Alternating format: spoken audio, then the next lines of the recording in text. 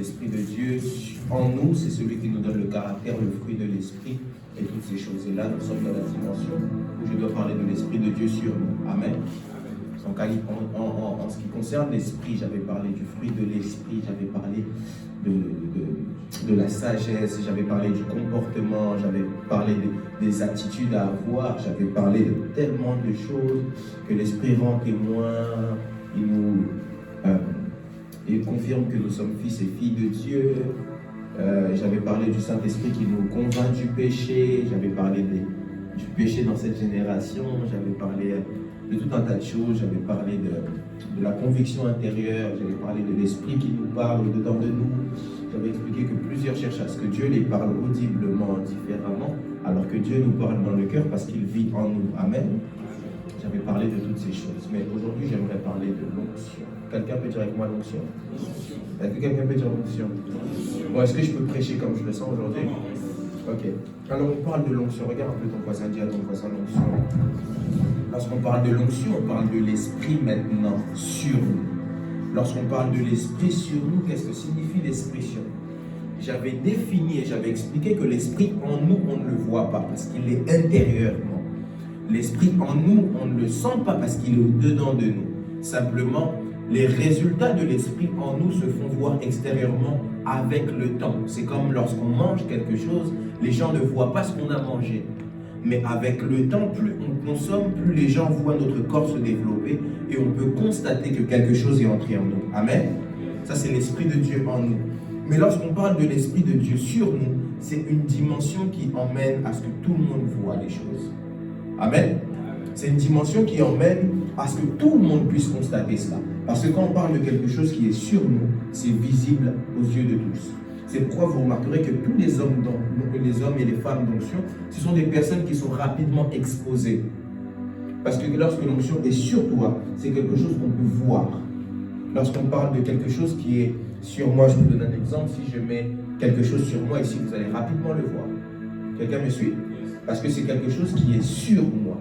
Lorsqu'on parle de sur, c'est-à-dire c'est au-dessus de moi. C'est quelque chose qui me pousse à faire des choses. Et il faut comprendre que la dimension de l'onction, ce n'est pas simplement une dimension où on manifeste la puissance de Dieu, mais c'est une autorité de plus qui est sur nous.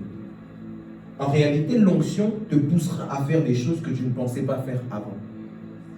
Parce que l'onction te manipule. L'onction te manipule. Un homme ouin se sentira parfois poussé à prier alors qu'il n'avait pas l'habitude de le faire. Une femme ouin se sentira parfois poussée à prêcher ou elle sentira des choses qui sont sur elle. C'est pourquoi Jérémie dit que j'ai tellement envie de garder cette parole qui est au-dedans de moi, mais elle bouillonne et me pousse à sortir parce que l'onction qui était sur lui, c'était quelque chose qui faisait chauffer les choses qui étaient en lui. L'onction qui était sur lui, c'est quelque chose qui faisait que ce qu'il y avait au-dedans de lui puisse sortir. Les choses qui étaient sur lui, c'est des choses qui provoquaient que tout ce qui était caché en lui puisse sortir. C'est pourquoi la Bible dit que lorsque l'Esprit de Dieu est sur Ézéchiel, la Bible dit la main de l'Éternel fut sur moi. La main de l'Éternel, c'est l'image de l'Esprit prophétique. C'est pourquoi même lorsque Jérémie rencontre Dieu, Dieu lui dit, j'ai mis ma main sur ta bouche, maintenant tu as reçu mes paroles. Parce que la main de Dieu, excusez-moi, c'est une image de l'esprit prophétique ou de l'onction prophétique. Amen. Et ce qui se passe, c'est que quand l'esprit est sur toi, cette onction est sur toi, ça va te pousser à avoir des visions. Je me souviens, je parle avec certaines personnes qui me disent, maintenant il arrive des temps depuis que j'ai demandé l'onction à Dieu, j'ai pas envie de voir, mais je vois des choses. J'ai pas envie de chercher, mais je vois des choses. Parce que lorsque cette chose est sur toi, que tu ne le veuilles ou pas, ça provoque des choses au-dedans de nous. Que tu ne le veuilles ou pas, ça influence comme ce qui se passe, ça influence notre vie. Plusieurs veulent l'onction, mais ne savent pas que l'onction influence la vie. Plusieurs veulent l'onction, mais ne savent pas que l'onction poussera ta vie à devenir totalement différente. Je le dis dans un des livres que je suis en train d'écrire, Jeune ministre de Dieu, le défi. J'explique qu'à cause de l'onction, j'ai parfois eu à dire à Dieu, Dieu, tu as volé ma jeunesse. Ça, c'est des choses que les gens ne voient pas. Ça, c'est des choses que tout le monde pense que l'onction, c'est bien beau, tu tiens un micro, les gens te donnent. C'est pas ça, simplement, l'onction. Mais tu peux avoir l'impression parfois que tu perds ton humanité ton humanisme. Parce que c'est quelque chose qui est surnaturel, qui demeure avec toi. Lorsqu'on parle de l'onction, si je peux définir l'onction, l'onction c'est une faculté surnaturelle qui te donne d'agir dans le naturel. Ok, est-ce que quelqu'un me comprend? C'est comme la main puissante de Dieu qui te donne d'agir et de réussir une mission qui était impossible naturellement. C'est comme des facultés, comme des super pouvoirs qui te donnent de réussir là où de ta propre personne tu n'aurais pas réussi. Quelqu'un me suit? J'aimerais qu'on puisse lire des portions des Écritures parce que là j'ai défini l'onction, mais ce n'est pas seulement ça que je veux qu'on puisse voir. Premier texte qu'on va lire, c'est Actes chapitre 1 verset 8. Je pense que tout le monde connaît ce texte, surtout dans cette génération. Tout le monde connaît ce texte. Actes chapitre 1 verset 8. Actes chapitre 1 verset 8. Acte 1 8. Acte 1 8. Acte 1 8. Acte 1 8. Megan, can you read it for me, please?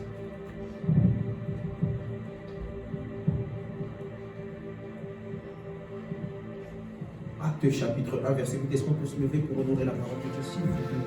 Je vous demande ce petit exercice.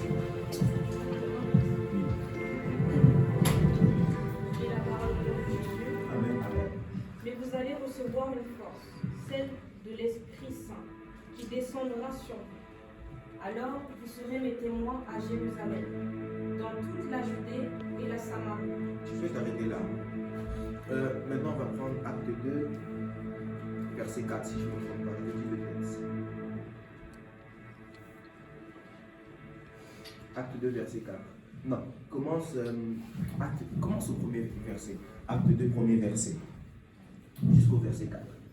Quand le jour de la Pentecôte arrive, les croyants sont réunis tous ensemble au même endroit. Tout à coup, un bruit vient du ciel.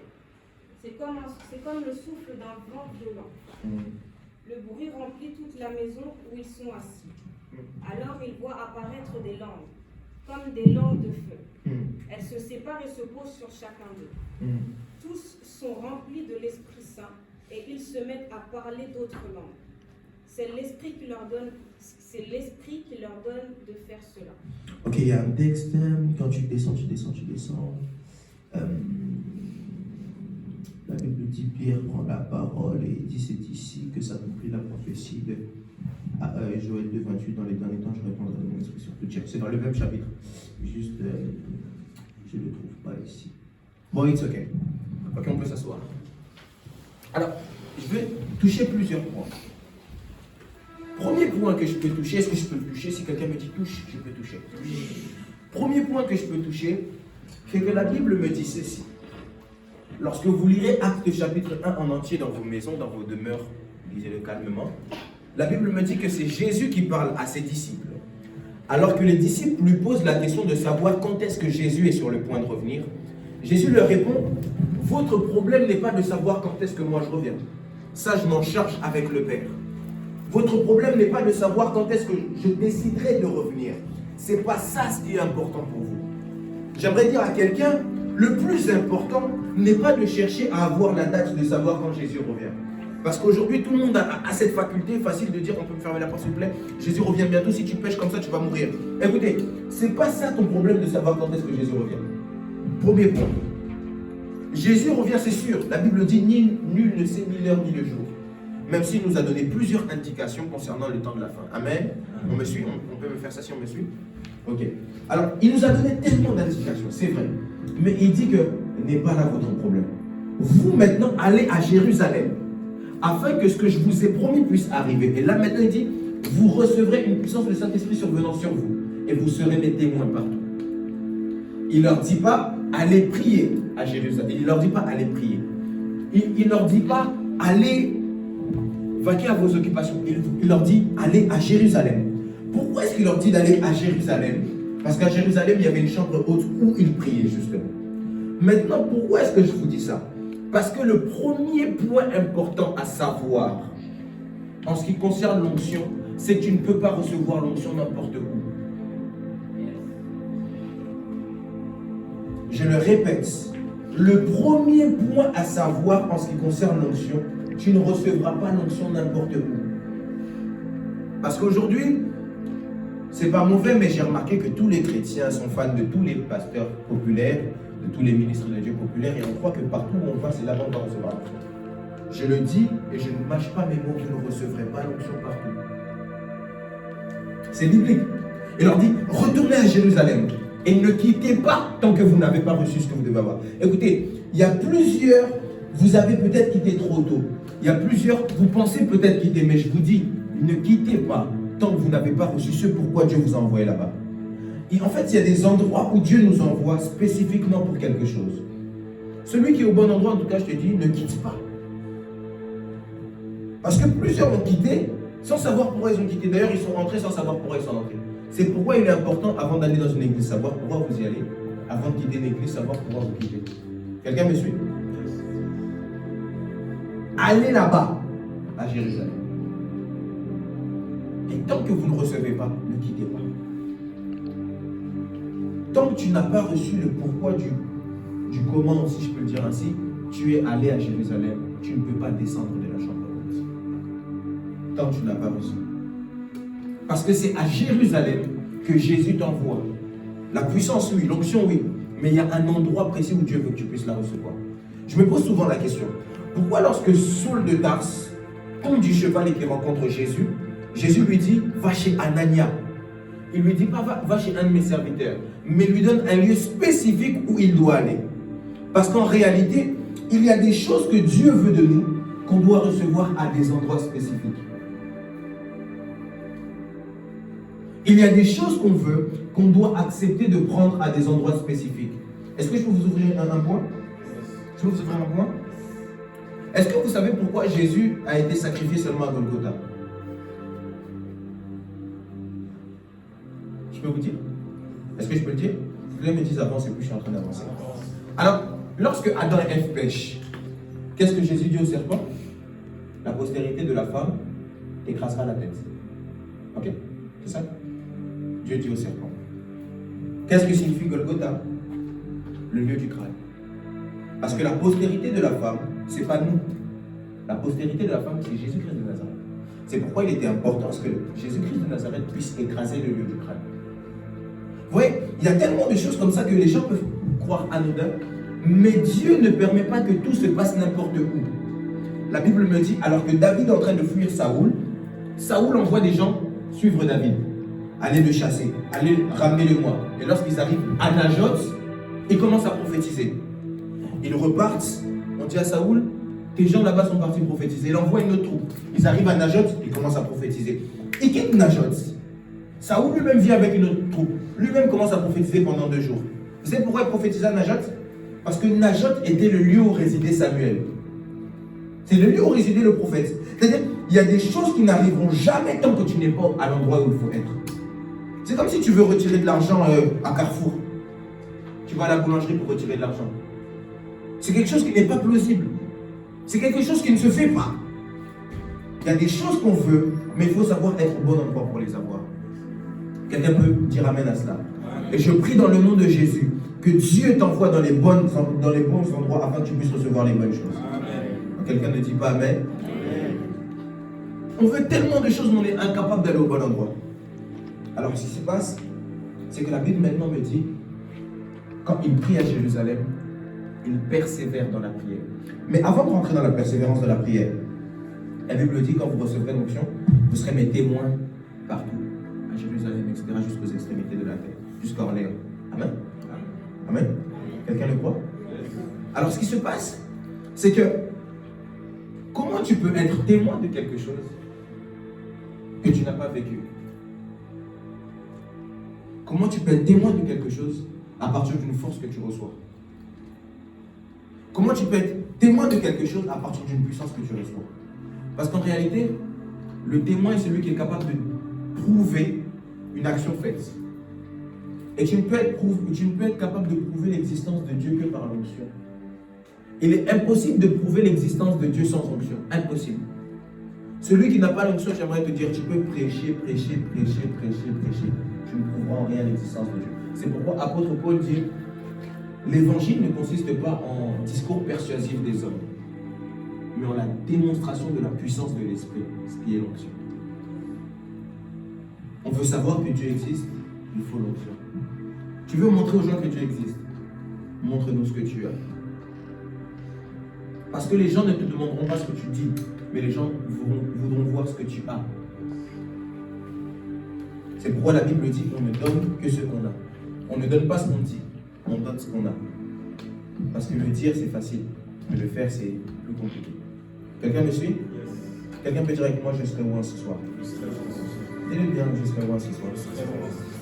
L'onction, c'est la réponse de Dieu au problème de la terre. L'onction, c'est la réponse de Dieu au problème des nations. L'onction, c'est tout ce qu'il faut pour que la terre soit résolue. Si nous tous on décide d'être loin, je pense que même l'hôpital de la source se résout. Simplement à cause de l'onction. À cause de l'onction, il y a tellement de choses qui changeraient. Simplement à cause de l'onction. Amen.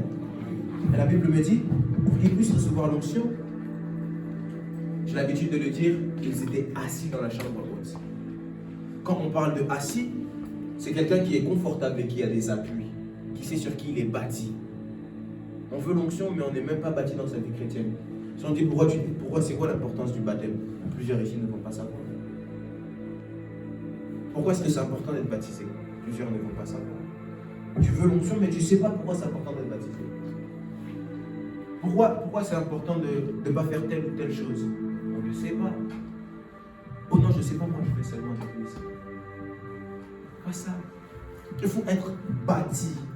Il faut être assis. Il faut être instruit. Il faut avoir des bases solides pour avoir l'onction. Quelqu'un me suit? On apprend toujours. Je n'accable pas ceux qui ne savent pas. Je dis simplement que si tu ne sais pas, il faut au moins chercher à savoir. Il faut chercher. Les chrétiens d'aujourd'hui ne cherchent pas à grandir. Les chrétiens d'aujourd'hui cherchent qu'est-ce qui est à la mode. Qu'est-ce qui est ceci? Oh, c'est Dieu qui a donné.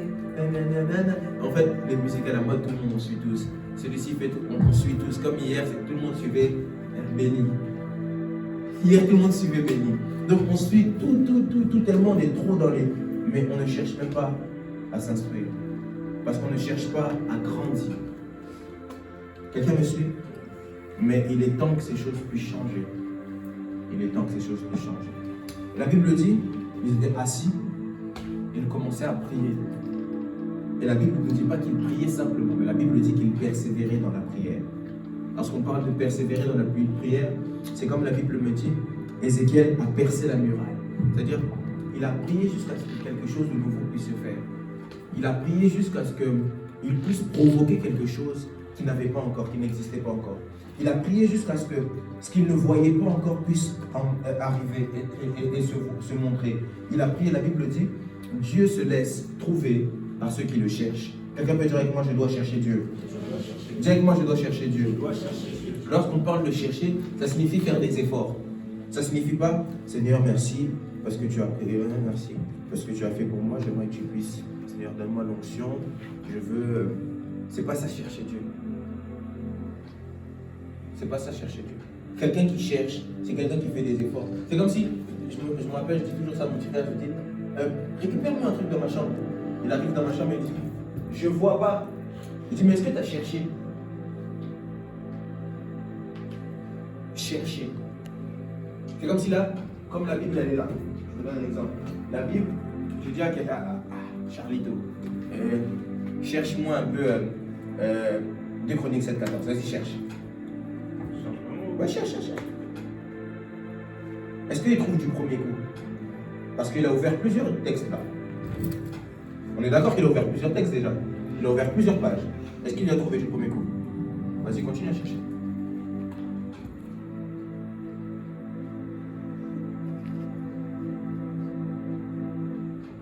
On va savoir s'il connaît un peu les écrits.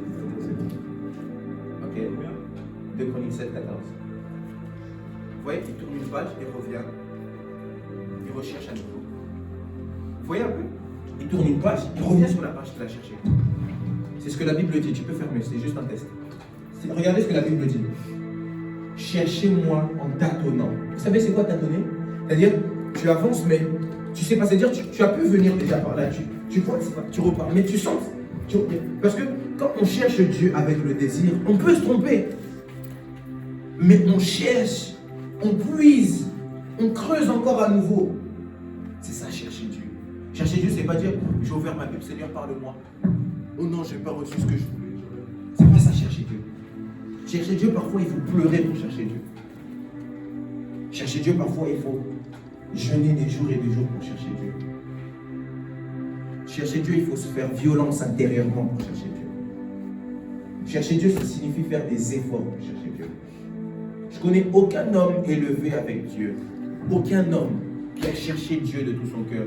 Ou même qu'on parle dans la Bible dont je n'ai pas vu à un moment les difficultés. Dont je n'ai pas vu à un moment des moments où il a voulu baisser les bras. Dont je n'ai pas vu un moment où il a voulu déclarer forfait. Lisez votre Bible. C'est qui ton personnage préféré de la Bible? T'as pas? Qui? Daniel. Daniel a souffert. Daniel a énormément souffert. Daniel a jeûné pendant un moment. Et Daniel de telle sorte à ce qu'à un moment, il croyait que Dieu n'avait pas répondu à sa prière. Ton personnage préféré? Oui. Timothée, apôtre Paul dit à Timothée, consacre-toi à ces choses totalement afin que des progrès soient vus de tous. C'est-à-dire en fait, travaille de façon acharnée à ce que tu fais, on puisse voir ça. Timothée a souffert. Ton personnage préféré? Qui? Dorcas. Je ne connais pas trop l'histoire de Dorcas. Des histoires féminines, mais je ne sais pas. Non, je connais un peu. Mais vite fait, je ne pourrais pas te donner de détails dessus. Quelqu'un me suit? Donc, il faut souffrir. Benjamin, ton personnage préféré? Jérémie, c'est même lui qui a écrit les Lamentations. Quelqu'un sait que les Lamentations a été écrites par Jérémie? Jérémie, c'est celui qui a écrit les Lamentations. Jérémie est un prophète pleurnichard. Parce que quand vous remarquerez, lisez la Bible, vous remarquerez qu'il y a un seul livre où on pleure, c'est Jérémie, Lamentation.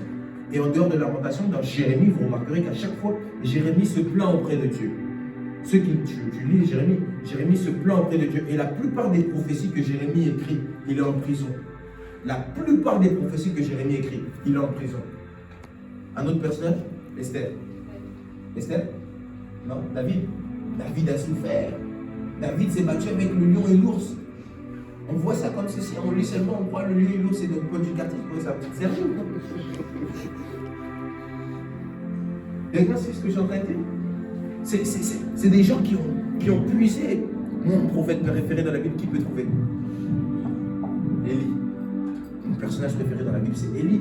Élie a pleuré jusqu'au point où il a eu peur d'une femme comme Jézabel. Donc, Élie, c'est au carton, on aurait dit Élie est une pédale. Parce qu'il a fui devant une femme, Jézabel. Élie, on dit toujours Élie. Tout le monde crie Élie, Élie. Élie a fait descendre le feu. Dites-vous, un homme, il fait descendre le feu, mais il a peur de Jézabel. Élie a souffert de telle sorte à ce qu'il a demandé à Dieu de lui ôter la vie. Si on peut parler même en langage humain, on peut dire que Élie était comme suicidaire.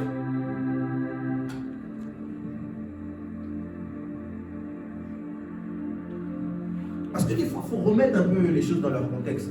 On pense que la vie chrétienne est une vie tout belle, tout rose. Jésus-Christ, c'est le meilleur choix que j'ai fait de ma vie.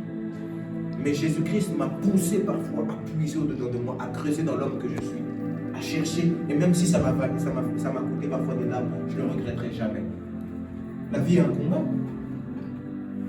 Quelqu'un peut dire avec moi, je dois persévérer. Parce que nous, des fois, on prie, moi-même le premier. Je me rappelle je me suis baptisé en septembre 2014, j'ai reçu le parler en langue en 2018. Et de septembre 2014 à 2018, plusieurs fois j'ai dit, vas-y, j'abandonne Dieu. Parce qu'on dirait, moi, il ne m'aime pas. Je ne parle pas en langue. Je l'ai dit plusieurs fois. J'ai jeûné, j'ai fait ceci, j'ai fait cela pour chercher ça, mais je ne voyais pas de résultat. Mais il y a un jour, parce que dans la présence de Dieu, il existe un jour. Quelqu'un peut dire avec moi un jour. Il existe un jour où tout change. Et un jour, c'était le 26 janvier 2018. Je me souviens parce qu'un an après, je fais Orléans Fire. Le 26 janvier 2019. Pile un an après, les gens pensent que c'est anodin, mais ce n'est pas anodin. J'avais très bien choisi la date. Le 26 janvier 2018. C'était un vendredi, je revenais d'un culte. Regardez la douleur que j'avais. Moi, je priais pour parler en langue. Je ne recevais pas, mais quand je priais pour les gens parlaient en langue. Je pleurais. Enoch, peut-être il peut témoigner ça et attester ça. Il disait, j'avais dit même ça va. Quand on était entre nous, entre frères, ne priez pas en langue devant moi parce que ça va m'attrister. Ça me faisait un mal profond. Parce que je me disais, mais qu'est-ce qu'ils ont de plus que moi? Je me demandais, mais peut-être si c'est l'ordre du baptême, je suis baptisé avant eux. Pour la plupart, je leur ai prêché Jésus. Qu'est-ce qui fait ça? Et je pleurais à Dieu. Et un jour, il y a eu un tout à coup. J'étais devant mon piano, comme ça, dans mon salon. Il devait être 23h. J'ai entendu Dieu me dire qu'aujourd'hui, tu vas parler en moi. D'un seul coup. Et d'un seul coup, je n'ai plus maîtrisé quoi que ce soit. Je me suis mis à... Je n'étais pas en train de prier. Je ne priais pas. Je jouais au piano. Je faisais simplement des mélodies. Je jouais au piano. Et ça m'est venu d'un seul coup. Et aujourd'hui, je peux le dire, c'est parce que j'ai persévéré quelque part. J'encourage quelqu'un à persévérer parce que la persévérance paye. Je prie dans le nom de Jésus pour toutes les personnes qui sont ici, qu'à cause de ta persévérance, que Dieu puisse te donner ce que tu cherches. Je n'ai pas entendu ton amen.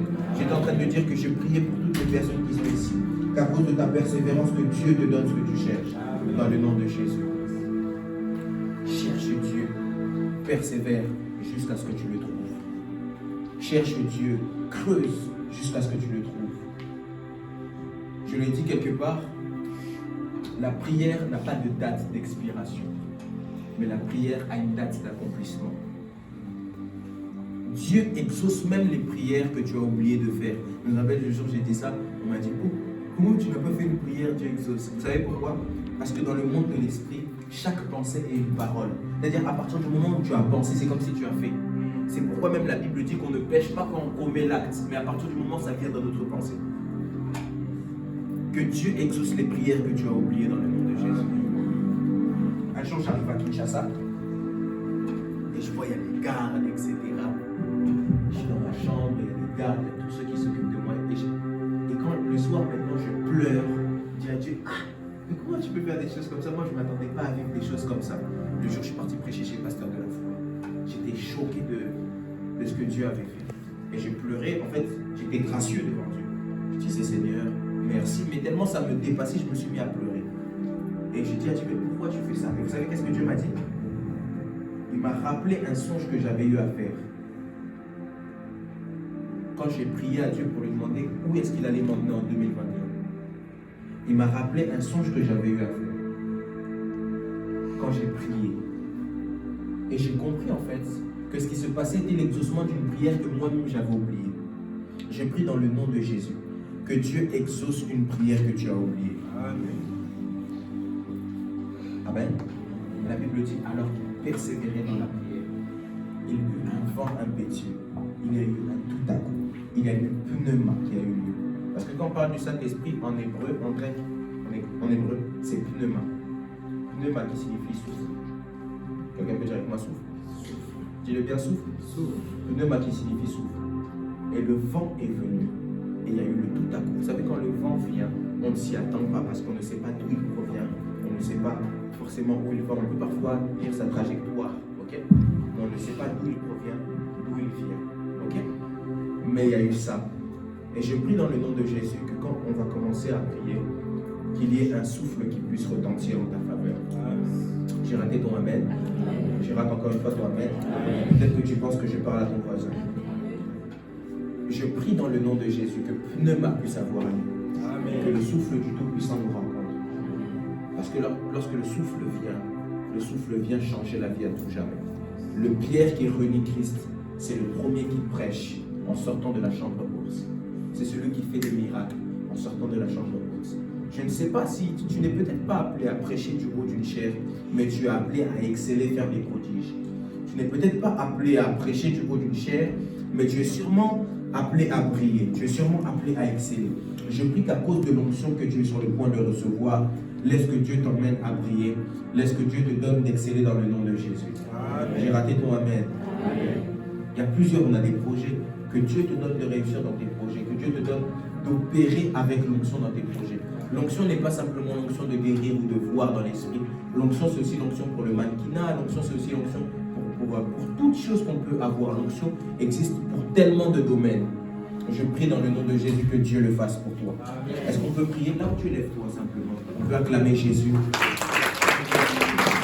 Si on peut me donner simplement une bonne mélodie.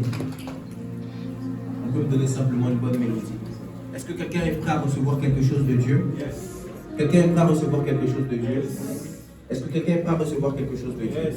Je ne t'entends pas. Est-ce que quelqu'un est prêt à recevoir quelque chose de Dieu? Je le repose encore. Est-ce que quelqu'un est prêt à recevoir quelque chose de Dieu? Je repose encore la foi. Est-ce que quelqu'un est prêt à recevoir quelque chose de Dieu?